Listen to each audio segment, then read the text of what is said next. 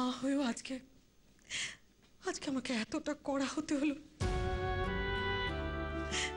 মেয়েটা কান্নাকাটি করছে। মা তুমি বলো আমার আমার কি ভালো লাগছে, কিন্তু কি করবো? ওদিকে যে মিমির বিয়ের লগ্নটা বয়ে যাচ্ছে। মা আমি কি যে করি? কিচ্ছু চিন্তা করিস না মা, আমি তো রয়েছি, আমি দেখবো, আমি মিমিকে দেখবো।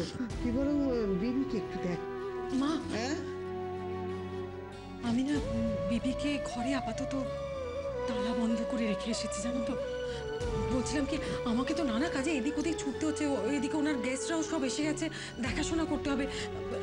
এই চাবিটা তুমি একটু রাখতে পারবে তোমার কাছে? হ্যাঁ মানে ঠিক আছে, এটা খুব সাবধানে রাখতে হবে, কিন্তু তোমার হাত থেকে কেউ চাইলে কিন্তু দেবে না। হ্যাঁ না না না, দেখো তোমার জামাই যদি একবার জানতে পারেন এটা কিছু রক্ষে রাখবে না। মা ঠিক আছে, কিচ্ছু চিন্তা করিস না, আমি এটা সাবধানে রাখবো। তুই চল তো ওদিকের কাজটা দেখি আয়।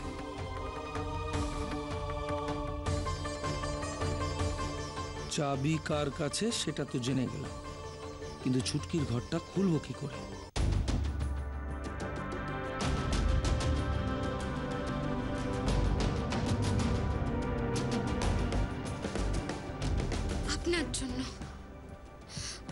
আপনার জন্য আজকে আমার এই অবস্থা প্রতিম বাবু। আচ্ছা, আমি আপনাকে ভালো বন্ধু ভাবলাম, আর আপনি আমাকে এইভাবে।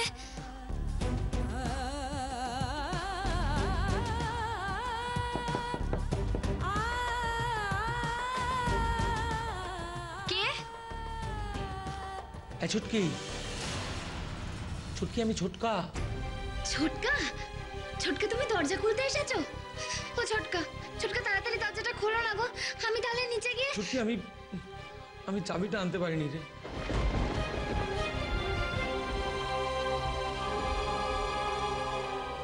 ও পারোনি? না রে, তোর খুব কষ্ট হচ্ছে না? না না ছোটকা, একা একা বন্ধ করে থাকতে তো আমার খুব ভালো লাগে, আমার খুব মজা হচ্ছে।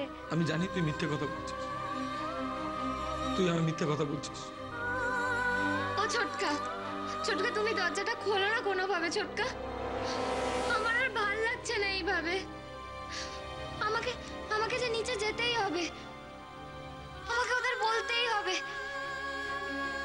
এই বিয়েটা আমি কিছুতেই করতে পারবো না, বাবা জোর করলেও না।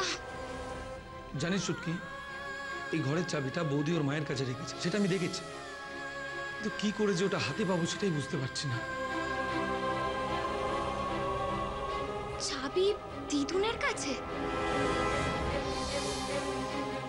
দিদুন এখন কোথায় ছোটকা? নিচে মিমির ওখানে। কেন বলতো? আমার মাথায় একটা প্ল্যান আছে। হ্যাঁ, কি প্ল্যান বল আমায়। শোনো ছোটকা, তুমি দিদুনকে। হ্যাঁ